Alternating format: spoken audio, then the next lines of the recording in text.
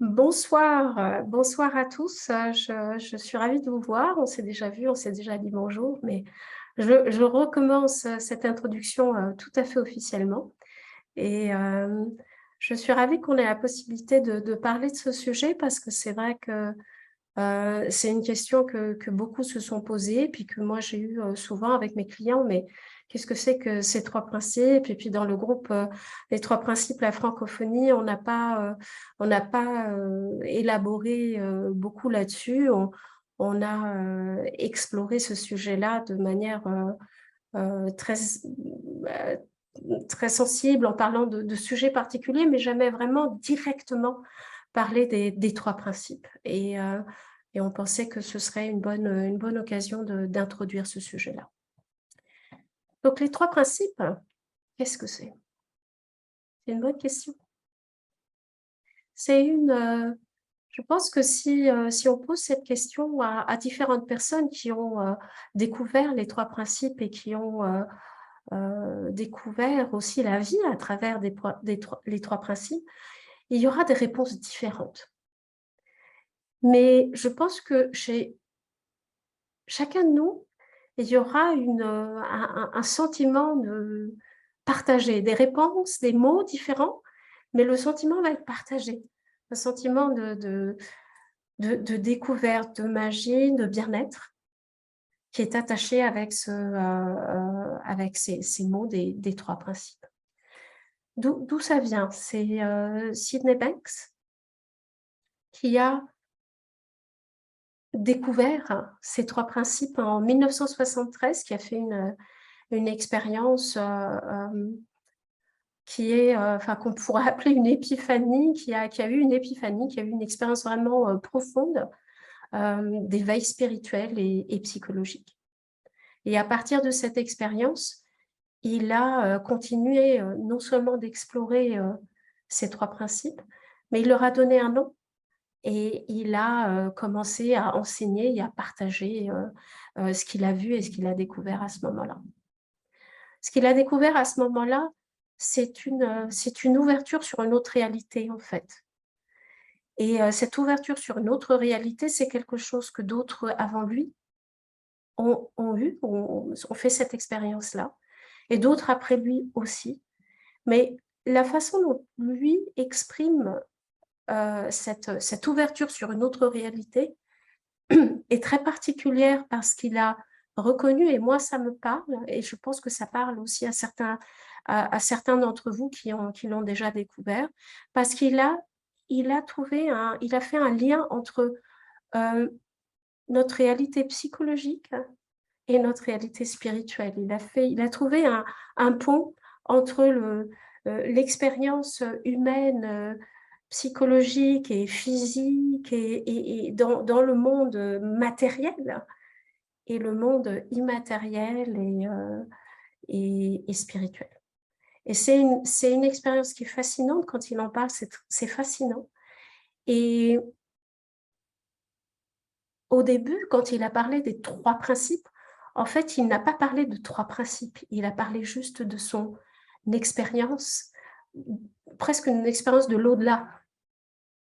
Et c'est en découvrant le rapport avec la réalité psychologique, la réalité humaine psychologique, qu'avec l'aide d'un groupe de psychologues à l'époque, dans les années 70, ils ont eu l'idée de partager et de rendre cette expérience que lui a vécue plus tangible pour que chacun de nous puisse comprendre de quoi il s'agit et puisse peut-être entendre quelque chose.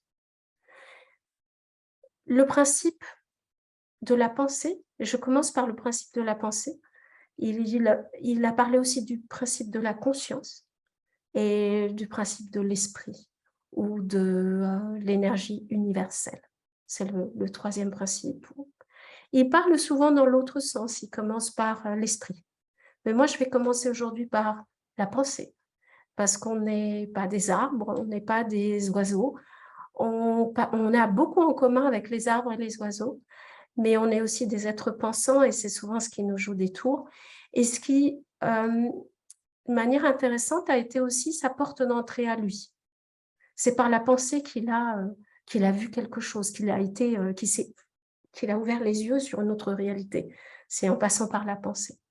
Sa pensée à lui ou ce qu'il a vu, et c'est que tout ce qu'il ressentait, toute son expérience de la vie, toute son expérience d'insécurité, ses malaises, son expérience psychologique de souffrance, passait par la pensée. Il s'est rendu compte qu'en fait, c'était pas réel, que c'était juste ce qu'il pensait. C'était ça qui le faisait souffrir. C'était sa première expérience, ce premier moment de réalisation de « Oh, qu'est-ce qui se passe? Qu'est-ce que je fais? Je pense, et c'est ça qui me fait souffrir. » Donc, ce principe de la pensée, et c'est pour ça que moi, je choisis celui-là, peut-être aussi parce que c'est par là que moi, je suis rentrée aussi dans les 3 principes. C'est d'abord avec une pensée. C'est d'abord avec une prise de conscience qui est passée par la pensée. Ce qui est intéressant avec le principe de la pensée, c'est que on a l'habitude d'observer nos pensées, le contenu de nos pensées. On a l'habitude de prendre nos pensées au sérieux, ou peut-être de ne pas les prendre au sérieux. Mais en tous les cas, on est très attaché au contenu de nos pensées et à ce qu'on ressent avec le contenu de nos pensées.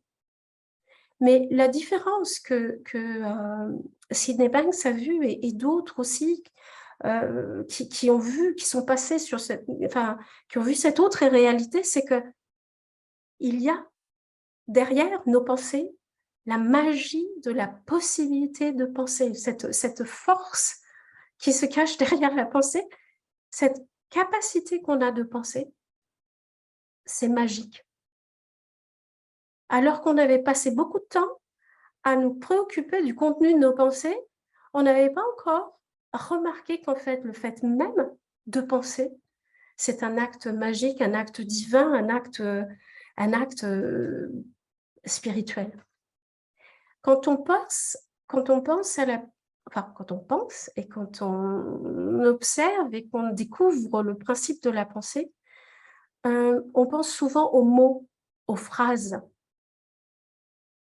alors que le principe de la pensée, c'est bien plus que ça. En tant qu'être humain, on est capable de penser, on est capable de créer notre réalité sans passer par des mots. Et ça aussi, c'est le principe de la pensée. C'est la capacité de créer, de percevoir notre réalité et de la créer en même temps qu'on la perçoit. Et c'est magique. Et c'est magique parce que le fait même d'être capable de ça, ça veut dire qu'on est capable aussi de repenser autrement, de créer d'autres réalités, de développer d'autres histoires autour de ce que l'on vit. Et quand on commence à se détacher un peu du contenu de la pensée, qui a été aussi le point le plus fascinant jusque-là, avant que des personnes comme Sydney Banks nous disent « Attention, attention, ne perdez pas trop de temps sur le contenu de vos pensées. Admirez le fait que vous êtes des êtres penseurs et que le fait même qu'on soit un être penseur et un être de pensée, on est capable de créer en permanence de nouvelles réalités avec le pouvoir de cette pensée, avec la magie qui se cache et l'énergie qui se cache derrière la pensée. Donc, élargir à la fois la perception de la pensée en allant à l'origine de ce que c'est que ce principe de pensée qui est une source inépuisable. On peut penser, on pense des milliers de pensées par jour, par semaine, en permanence, on ne se rend même pas compte. Et certaines nous font du bien, certaines nous font du mal. Certaines nous observent, certaines nous obsèdent, certaines passent comme ça à travers nous sans même qu'on les remarque. On a des habitudes de pensée, il y a aussi dans notre cerveau des mécanismes qui font qu'on peut rentrer dans des habitudes de créer notre réalité, une certaine réalité par habitude. Donc, il y a tout un mécanisme autour de ça qui est fascinant. Et quand on commence à perdre l'attachement pour le contenu des pensées, mais qu'on commence à comprendre qu'en fait, on a tout un système qui crée en permanence des réalités à travers les mots, à travers les couleurs, à travers les images qu'on crée dans nos têtes, à travers cette fascinante capacité de créer de nouvelles idées. C'est aussi une source de création et de créativité, mais immense, qui est magnifique. Parce que c'est comme ça qu'on invente de nouvelles choses, c'est comme ça qu'on est allé sur la Lune, c'est comme ça qu'on écrit des poèmes et qu'on crée des sculptures magnifiques. Et donc, tout ça vient de la même source. Mais si on s'arrête un moment si on laisse pendant un moment tout le contenu de ce qu'on pense et qu'on commence à admirer notre capacité et notre capacité créative de penser, on rentre dans un environnement mais qui est beaucoup plus large et beaucoup plus profond et qui est fascinant parce qu'il est sans fin. C'est une source de créativité sans fin. Et ça nous donne aussi énormément de liberté de se recréer nous-mêmes, de nous recréer de toutes les idées qu'on a sur nous-mêmes, mais de créer aussi le monde autour de nous juste par la pensée. C'est absolument fascinant. Le deuxième principe, c'est le principe de la conscience. Et ce principe de la conscience, il est aussi fascinant. Les trois ont chacun des capacités incroyables parce que, et c'est pour ça que ils sont tous liés.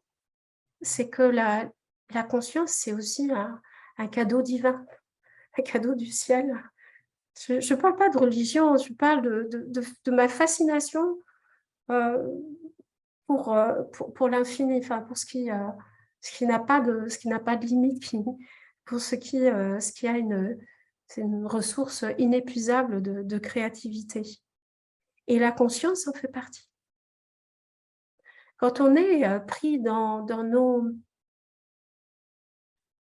histoires, j'en ai aussi, on a tous nos histoires.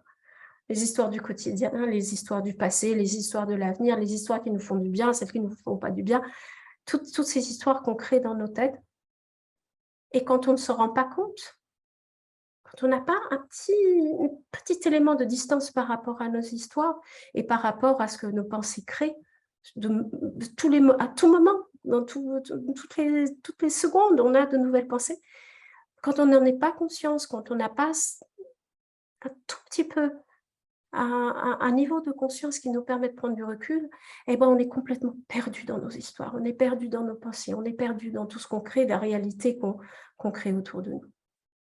Et puis, il suffit parfois juste d'une réalisation, juste d'un moment de prise de conscience de « Ah, peut-être que c'est pas vrai ce que je pense. » Rien que ça, ça nous permet de prendre une toute petite distance, un tout petit moment de distance parce que tout à coup, on passe à un autre niveau de conscience. Et le premier niveau de conscience qu'on avait, où on était très, très attaché à nos histoires et à nos pensées, et avec toutes les émotions qui sont attachées, avec toute la réalité qu'on se crée, parce que la conscience crée aussi une réalité autour de ça, des émotions, des sensations, des réactions physiques. Et ben, dès qu'on commence à prendre un tout petit peu de recul et à passer à un autre niveau de conscience, et ben, tout à coup, notre réalité change. Notre prise de conscience nous emmène à un autre niveau de réalité.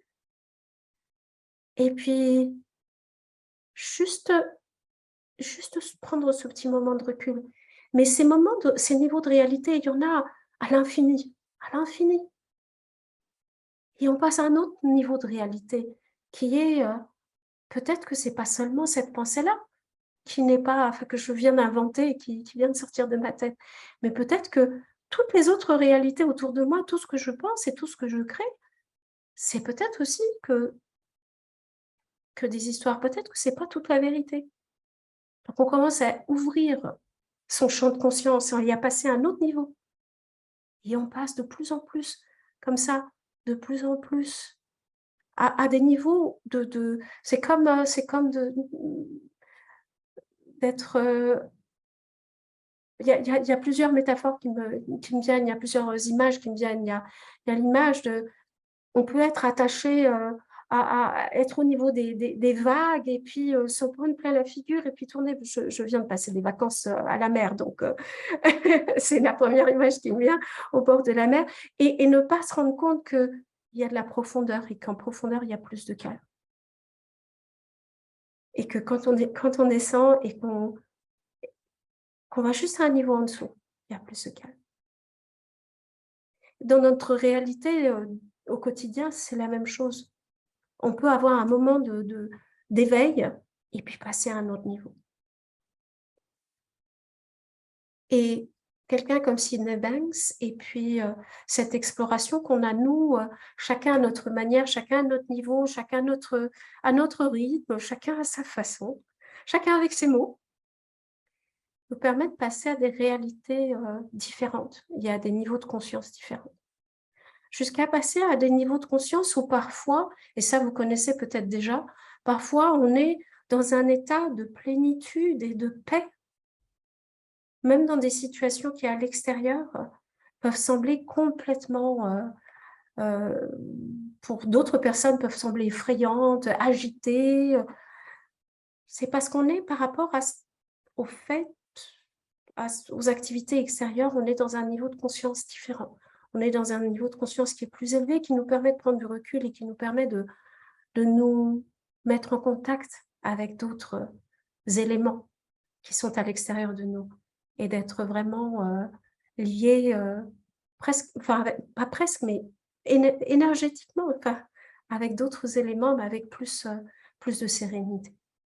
Et il y a comme ça des niveaux de conscience infinis, jusqu'à se rendre compte que, et c'est là que Sydney Banks s'en est rendu compte, son premier moment de prise de conscience, ça a été de se rendre compte de l'effet que ses pensées avaient sur lui, que ce n'était pas la réalité, ce qu'il pensait de lui, ce n'était pas la réalité.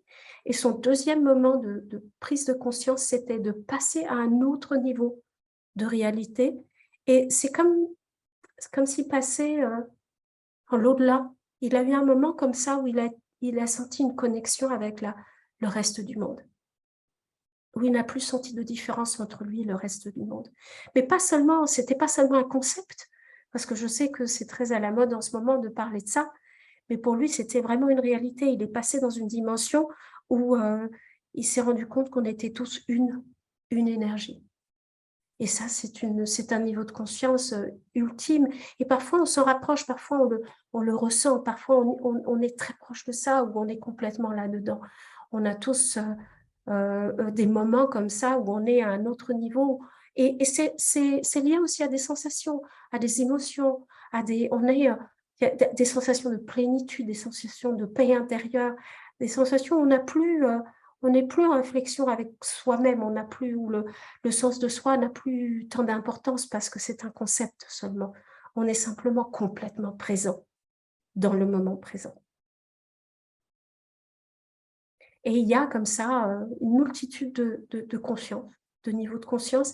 Et avec tous ces niveaux de conscience, il y a des multitudes d'histoires qu'on se raconte, d'histoires qu'on vit et de sensations qui sont associées à ça. Le troisième principe qui est encore plus magique, c'est l'essence, c'est la source de la vie. C'est de se rendre compte qu'il y a, au-delà de toute notre approche intellectuelle pour essayer de comprendre la vie, et l'être humain est capable vraiment d'analyser, analyser. Les physiciens sont formidables là-dessus. Aller chercher, certains physiciens ont cette fascination pour comprendre la recherche de l'essence de la vie. Et ils vont aller toujours plus petit, mais ils ne trouvent pas la fin. Il n'y a pas encore un seul physicien qui a trouvé la fin. Il n'y a pas de fin. Cette recherche de l'infini, de la fin de l'infini, c'est une fascination humaine parce que je pense qu'au fond de nous, et je ne parle pas de religion, la religion aussi peut apporter des réponses, mais elle apporte aussi des réponses parce qu'il y a en nous cette recherche de quelque chose d'infini. Et c'est le principe de l'esprit, ou le principe de l'infini, ou le principe de l'énergie universelle. On peut l'appeler comme on veut parce que ça n'a aucune importance finalement comment on l'appelle. Chacun y trouve un mot, certains parlent de Dieu, certains parlent d'esprit universel, certains parlent d'énergie universelle, chacun trouve des mots qui résonnent. Moi, j'aime beaucoup le mot d'énergie universelle. Parce que je l'ai ressenti aussi dans des moments de ma vie où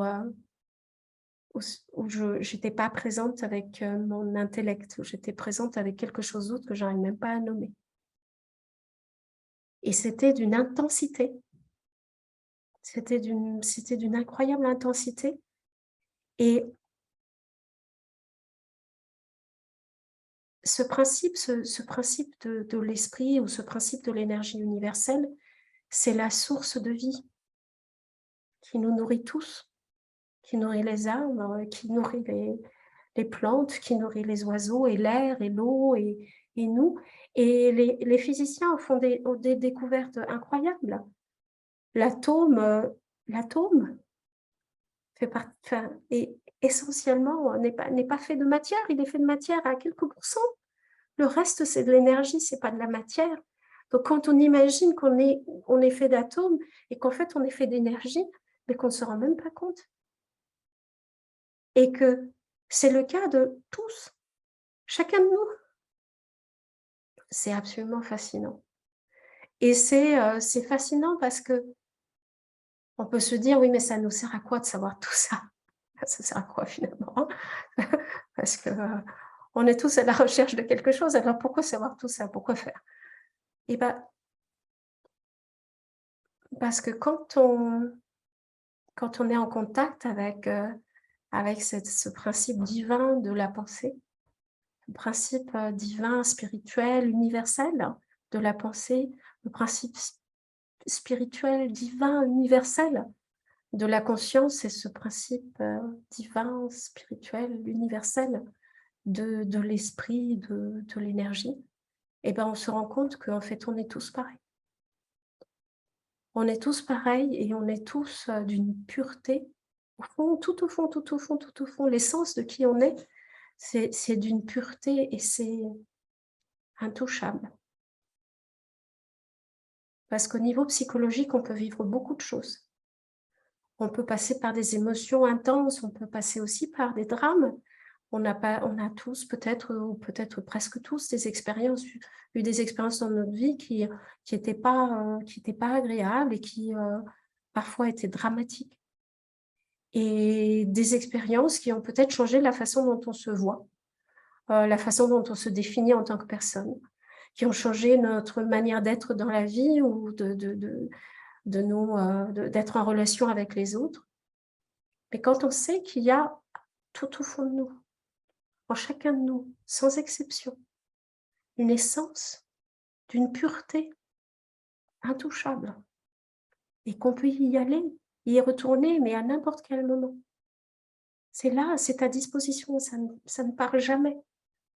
C'est la source de notre transformation, c'est une source de résilience, c'est une source de renouvellement permanent. C'est une source de créativité, c'est une source de paix. C'est une source aussi qui nous permet de faire la paix avec notre humanité. Personnellement, depuis que je sais ça, eh bien, je vois les gens autrement. Je vois leur innocence psychologique. Je vois aussi mon innocence psychologique quand je suis prise dans un tourbillon mental. Quand je suis prise dans un tourbillon mental et que mon niveau de conscience est très très bas et que je ne me rends même pas compte. Ça arrive à chacun de nous. Et ça arrivait aussi à Sydney Banks. Je sais qu'il avait des moments de colère et que ça ne l'affectait pas. Parce qu'il avait ces moments d'expérience humaine, mais qu'il se rendait compte quand ça passait, parce que ces moments-là passent, il retournait immédiatement dans le fond, il était à nouveau, enfin, immédiatement en contact avec son essence. C'est quelque chose qu'il savait, et moi aussi maintenant, que c'était quelque chose qu'il ne pouvait pas perdre, et que ces moments d'humanité, d'expérience humaine ne nous affectent pas en profondeur comme on le croit. Et donc, quand j'ai des personnes qui, en face de moi, se définissent par certaines idées qu'elles ont d'elles-mêmes, ou se définissent par des expériences qu'elles ont eues dans la vie et qui les ont marquées profondément, je le sais, et je le sais, je le vois à travers eux, que en fait, ces expériences qu'elles pensent, enfin, qu'elles voient comme si ça les avait marquées de manière profonde, oui, mais pas aussi profonde qu'ils ne le croient. Pas, ça n'a jamais touché cette essence. Et ça nous permet d'aller vraiment directement à l'essence et de réveiller cette énergie saine qu'il y a en nous, cette essence et cette santé mentale aussi, saine, enfin, cette partie de nous qui n'a jamais été touchée par quoi que ce soit et qui est là à disposition et qui peut être, qu'on peut, je trouve pas le mot en français là, qu'on peut toucher et qu'on peut retrouver à tout moment. Et c'était très joli le dernier webinaire avec Hervé sur le bonheur, c'est en un instant.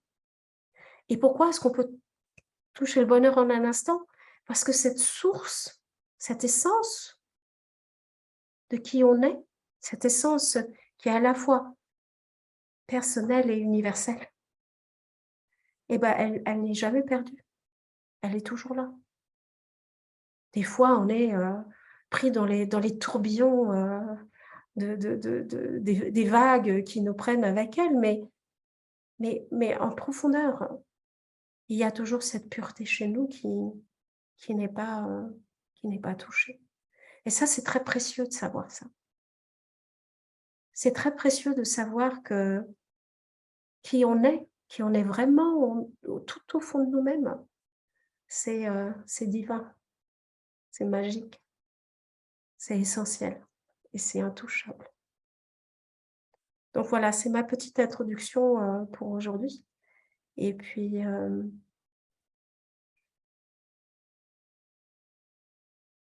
voilà, j'aurais peut-être un petit exercice à faire tout à l'heure si on a envie et si on a de la place pour ça.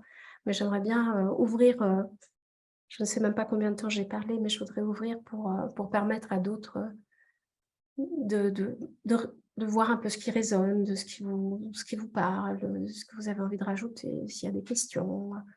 J'ouvre l'espace pour que chacun puisse s'exprimer.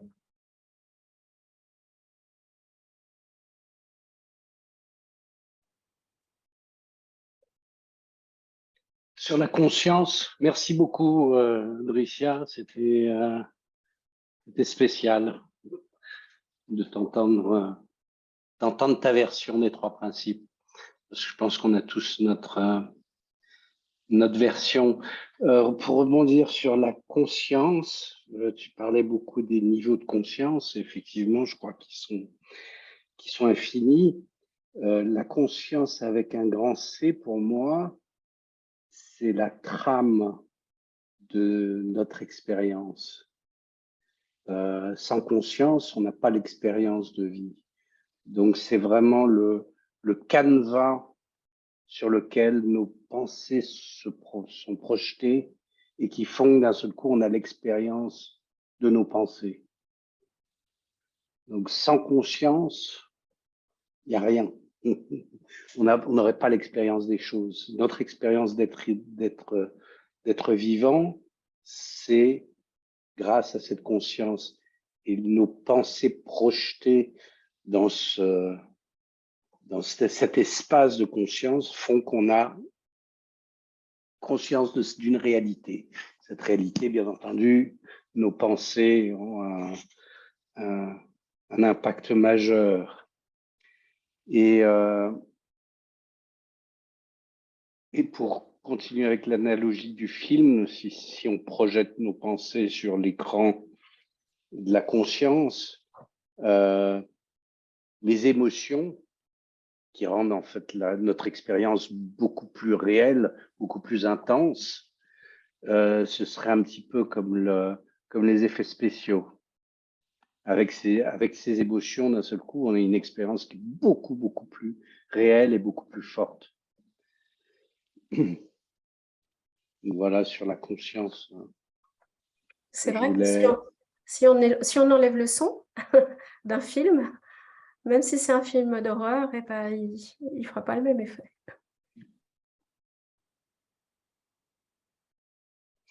Et les trois principes sont toujours là. Ça veut dire qu'on en ait conscience, qu'on y croit, qu'on n'y croit pas, à chaque moment de la journée, pour tous les êtres humains, ils sont là et ce sont eux qui sont à la base de notre expérience d'être humain.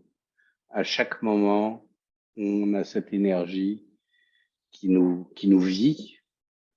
On a nos pensées qui créent notre réalité et il y a la conscience qui fait qu'on en a l'expérience de ça. Et il y a aussi cette notion de temps. En fait, ça se passe à la vitesse grand V dans notre tête. C'est immédiat, c'est dans le moment présent. À chaque moment, on a ces trois principes qui créent notre réalité. Et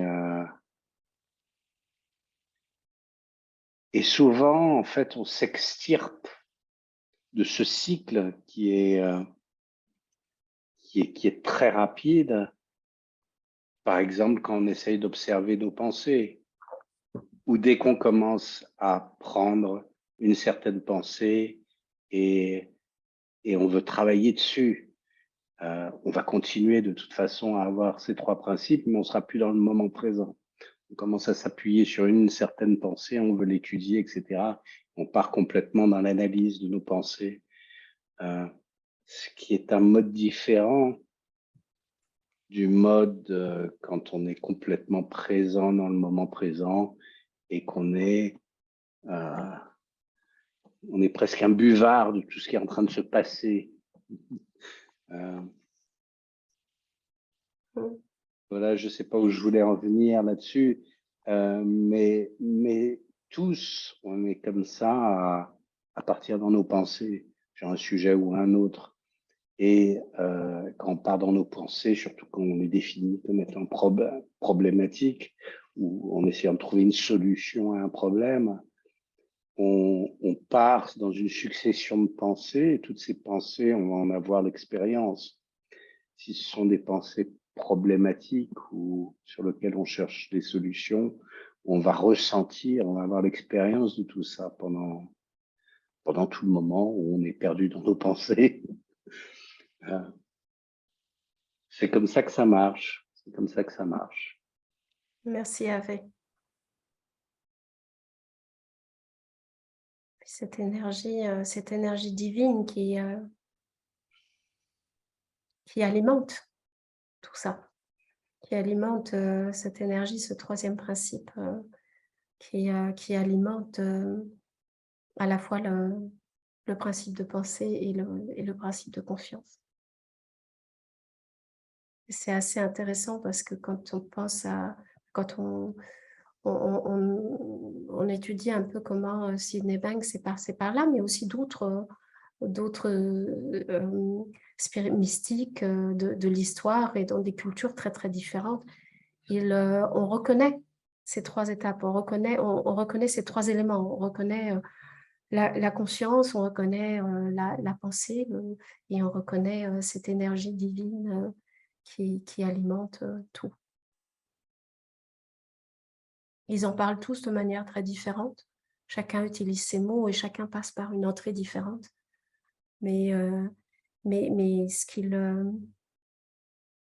font tous, et ce qu'on essaye aussi ici de faire aujourd'hui, mais aussi dans d'autres rencontres qu'on a dans ces trois principes francophonie, c'est pas que vous attachez aux mots, c'est que vous essayez de regarder dans la direction où on vous montre, qu'on vous montre du doigt, qu'on essaie chacun avec nos mots, chacun avec nos histoires, chacun avec notre manière d'être. On a tous des personnalités différentes et des manières de parler et d'être dans le monde, qui sont différentes, hein, qui sont uniques à chacun de nous. Et c'est de montrer du doigt quelque chose qui est magnifique, en fait, et qui est toujours là, et qui est présent.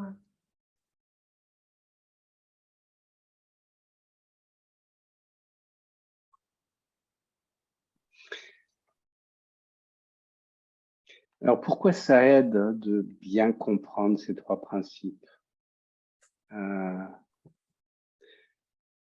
Je pense quand je pense à la pensée, pour moi, cette énergie créatrice, c'est un petit peu comme de la pâte à modeler. C'est-à-dire qu'on peut créer tout ce qu'on veut avec ça. Et, et ce qui est génial, c'est qu'il y a une source inépuisable de pâte à modeler. Donc, à chaque moment, on peut créer quelque chose de complètement nouveau. Quand on comprend qu'on est créateur, on subit plus, c'est nous la source de notre expérience. Donc, on n'est plus victime de ce qui se passe, de nos pensées, et c'est très réconfortant de savoir qu'on est le créateur de notre expérience, parce qu'il y a moyen d'agir. Tandis que sans comprendre ça, il y a des choses qui nous arrivent, on n'est pas bien, on sait pas si ça va durer éternellement, et souvent quand on n'est pas bien, on a l'impression que ça va être forever, pour longtemps. Et rien que de comprendre et de savoir que ce qu'on est en train de créer, ça nous permet même de créer nos cauchemars, ça nous permet de dire oui, je suis pas obligé de créer ça. Je peux créer autre chose. Et bon, de temps en temps, ça prend un petit peu de temps de sortir du marasme et de créer quelque chose de différent. Mais, C'est une source de mais, liberté. mais ça, c'est très utile. La deuxième chose que je trouve très utile, euh, euh, plus sur cette énergie de vie, c'est, je m'imagine comme un courant, oui, qui anime les choses. Et de comprendre les trois principes, ça nous permet de nous orienter dans la direction de ce courant, au lieu de résister.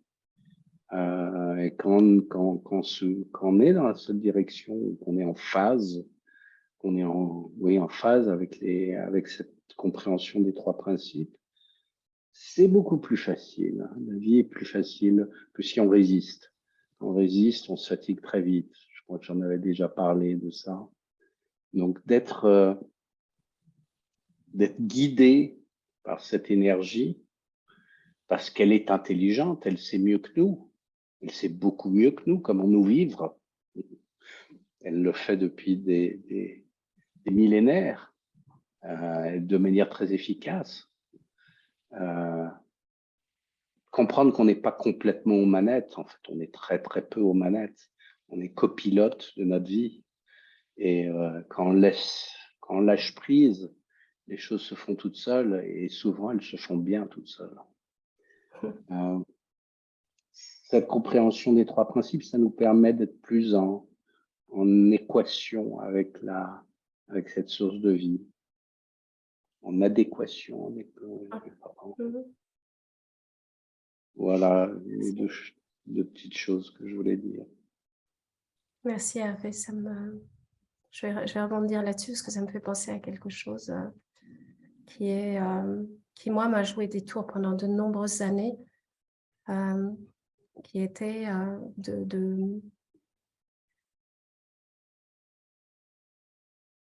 de faire confiance, enfin le fait de faire confiance à mon intellect, à ma puissance de pensée, m'a donné beaucoup de maux de tête.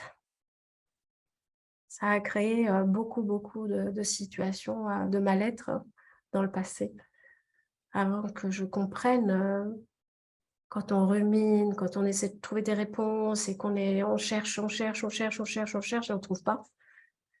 Mais c'est parce qu'on cherche au mauvais endroit. Parce qu'on cherche avec on regarde pas au bon endroit et on cherche pas de la bonne manière.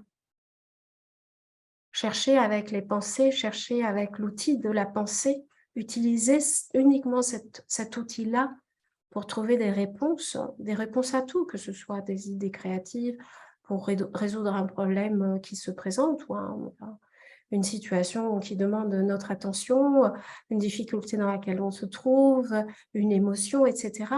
Aller chercher des réponses dans l'intellect, c'est une impasse. Parce que l'intellect ne peut pas fournir ces réponses. L'intellect va se baser sur des informations qu'il a déjà. Notre cerveau, notre capacité intellectuelle est extraordinaire. Extraordinaire, et puis on peut la nourrir, et puis on lire des livres, et puis utiliser Google, et je ne sais pas quoi encore. Enfin, on peut utiliser nos capacités intellectuelles à l'infini, on peut prendre plaisir à penser, comme écrire, les penseurs philosophes, écrire des livres, enfin.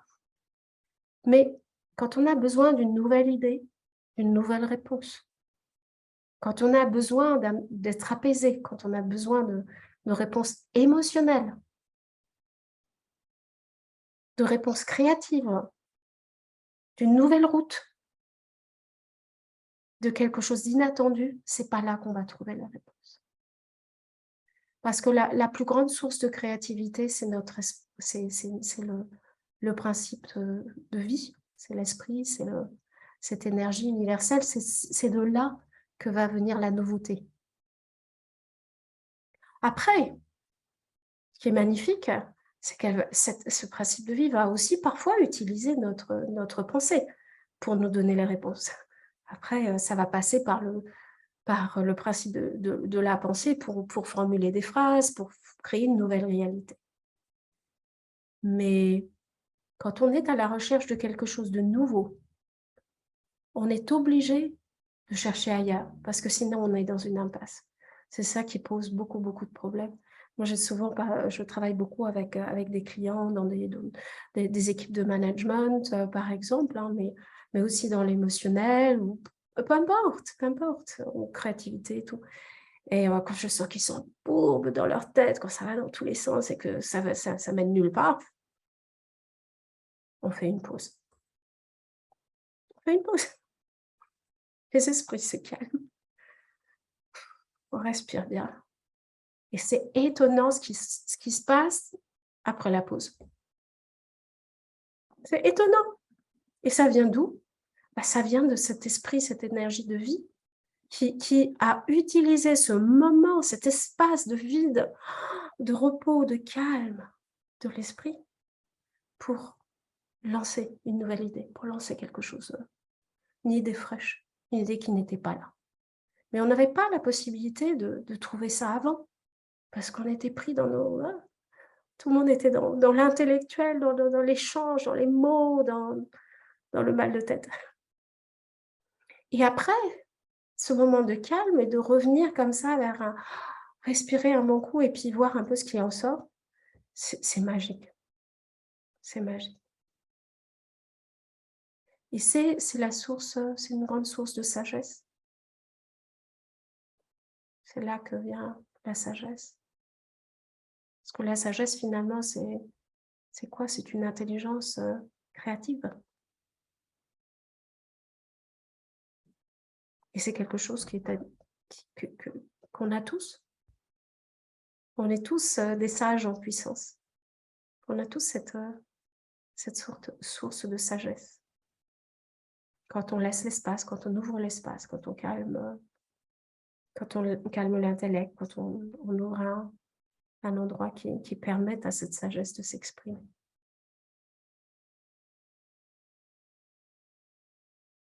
On a encore quelques minutes. Je voulais savoir, comme je ne vous ai pas beaucoup entendu, Cédric et Fatou, je ne sais pas si vous avez envie de partager quelque chose, comment ça résonne chez vous, ce que vous avez entendu, ce que vous avez envie de demander, peu importe.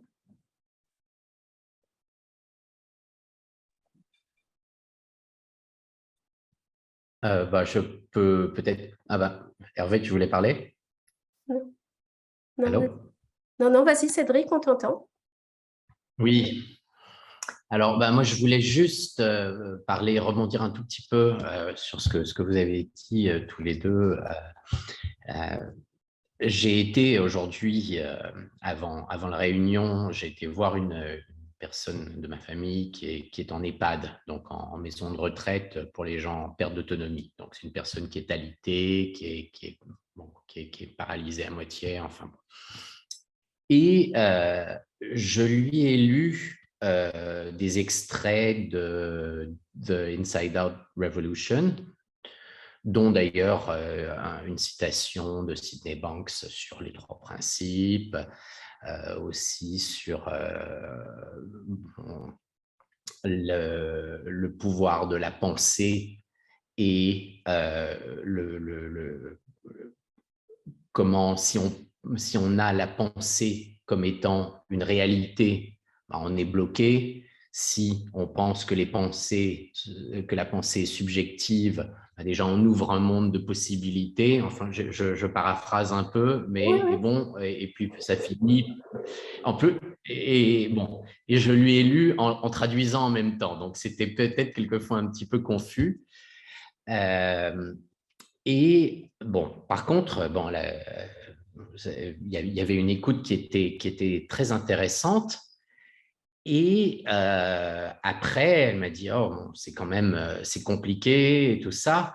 Va vraiment falloir que je cogite et que je réfléchisse à ça. Et c'est au moment où je la quittais. Et à ce moment-là, c'est là où je lui dis non, non, justement, parce que justement, si tu commences, et c'est une personne qui, bon, de fait de son état, de fait de beaucoup de choses, a énormément d'anxiété, a des crises d'angoisse, des choses comme ça. Et je me suis dit que, bon, justement, les trois principes là-dessus pouvaient aider. Et c'est là où je me suis dit, attention, si on commence à trop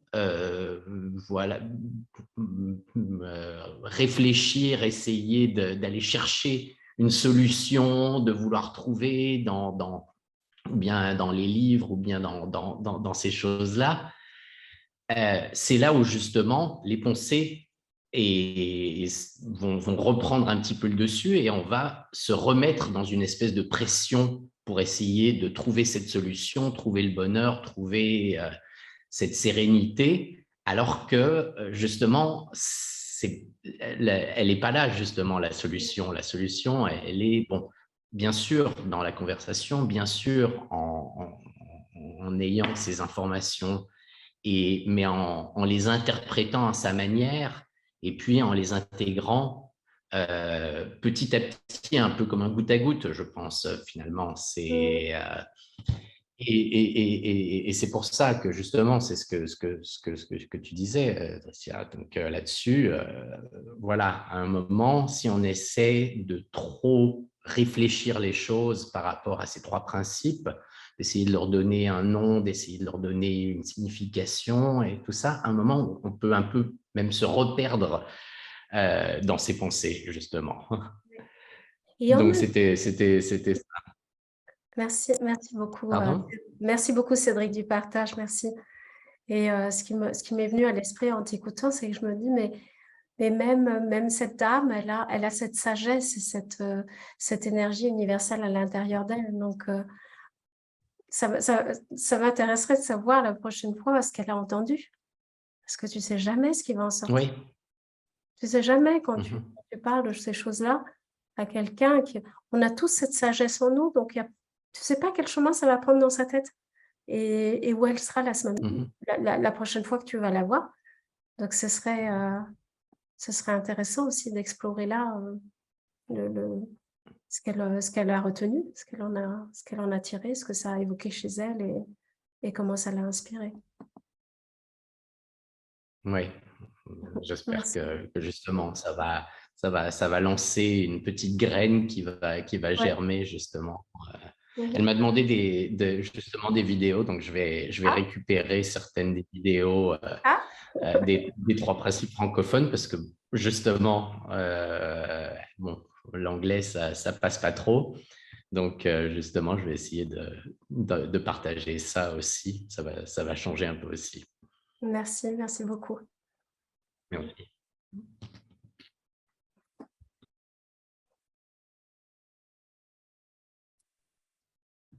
Du coup, je vais enchaîner. Merci à tous les trois, déjà. Euh, je trouve ça tellement fascinant de pouvoir en parler en français. Je suis émerveillée, en fait. J'ai l'habitude d'en parler en anglais. C'est le deuxième groupe en français. Donc c'est super pour moi, parce que finalement, c'est comme un prisme euh, où l'essence, elle est exactement la même. On parle vraiment exactement de la même chose, mais la forme, elle est différente. Et pour moi, c'est exactement la même chose pour la manière dont on vit au quotidien, tout simplement. C'est que on est tous faits de la même essence, on va tous vivre le monde différemment, par contre, par rapport à nos pensées, par rapport à notre éducation, par rapport à tout ce qu'on peut poser comme forme concrète là-dessus. Donc, merci, tout simplement, parce que c'est vraiment agréable de pouvoir en parler en français. Euh, pour moi, ce que ça m'a permis la compréhension des trois principes, c'est vraiment de déculpabiliser, en fait. Ce côté où je comprends comment ça fonctionne réellement, et du coup, j'ai plus besoin de prendre toutes les responsabilités qui finalement n'existent pas. Donc je pense que c'est le plus gros changement que j'ai eu à vivre sur ces 2 dernières années. Et les choses sont beaucoup plus légères. Ça ne veut pas dire que je suis tout le temps là-dedans, dans cette zone, dans cet espace, mais en tout cas, à un moment ou à un autre, je sais que je vais pouvoir atterrir dedans, qu'il est tout le temps là et que je vais pouvoir voir les choses autrement. Donc, rien que ça, c'est de me dire, de remettre en question ce que je pense être vrai. C'est ce que vous avez tous dit, en tout cas, et c'est aussi ce que tu as tenté de faire, Cédric, avec ton ami, c'est de lui permettre de remettre en question ce qui semble être vrai pour elle. Donc, je trouve ça super. Et il y a aussi le côté impactant sur le corps, dans le sens où toutes les pensées qu'on peut avoir, elles vont avoir un impact sur notre corps et sur nos mots MAUX. Et c'est de libérer tous ces mots MOT et MAUX pour pouvoir avancer plus librement et de comprendre que tout ce qu'on a emmagasiné, en fait, c'est pas parce que c'est une grande quantité que c'est forcément la réalité. Donc, je trouve ça super, tout simplement. Donc, voilà ce à quoi ça m'a fait penser cet échange. Mhm. Mhm. Oui, c'est touchant ce que tu nous dis, Fatou. En tout cas, la manière dont tu l'exprimes. Une des choses qui nous stoppe très souvent dans la découverte des trois principes, c'est ce flot de pensée qu'on a qui nous en éloigne. Souvent, pour pouvoir entendre la sagesse dont, Dricia, tu parlais, il faut qu'on ait une tête vide. Et le problème, c'est qu'on valorise énormément dans notre société ce fonctionnement intellectuel. On dit c'est grâce à ça que je suis où j'en suis, c'est grâce à ça que je résous mes problèmes, que j'avance dans la vie. Et c'est pas une conception qui est juste. Et c'est intéressant de se poser la question, si je laisse partir tout ça, tout ce bruit, en fait, que j'ai valorisé pendant tant d'années, est-ce qu'effectivement, je vais entendre la musique de la sagesse beaucoup plus? Et c'est intéressant d'en faire l'expérience. Et plus que ça, c'est est-ce que je peux vivre ma vie guidée par cette petite musique de la sagesse et d'être très souvent dans ce mode-là, qui est cette sagesse qui est juste l'expression de cette énergie de vie en direct, qui n'est pas filtrée par nos concepts d'ego, par tous les costumes qu'on revêt et par le bruit de nos pensées. Merci, Hervé. Oui. C'est une bonne question. C'est une bonne question. Et il faut apprendre à lui faire confiance, à cette sagesse. C'est une question de confiance, ouais. Effectivement. Parce que des fois, on n'y croit pas, mais Quand on commence à lui faire confiance, on lui laisse plus de place. On laisse exprimer cette sagesse plus librement. Merci beaucoup. Merci à vous d'être venus. Je sais qu'on est un petit groupe, mais on va mettre ça sur notre page, sur le site de YouTube. Donc, très facile à trouver. Et pour tous ceux qui ont pas pu venir aujourd'hui parce que c'était les vacances. Mais ça va être comme ça une base pour redémarrer à la rentrée avec un point de repère pour ceux qui ne connaissent pas encore les 3 principes. Merci à vous, bonne soirée et puis à très bientôt. Au revoir. Merci.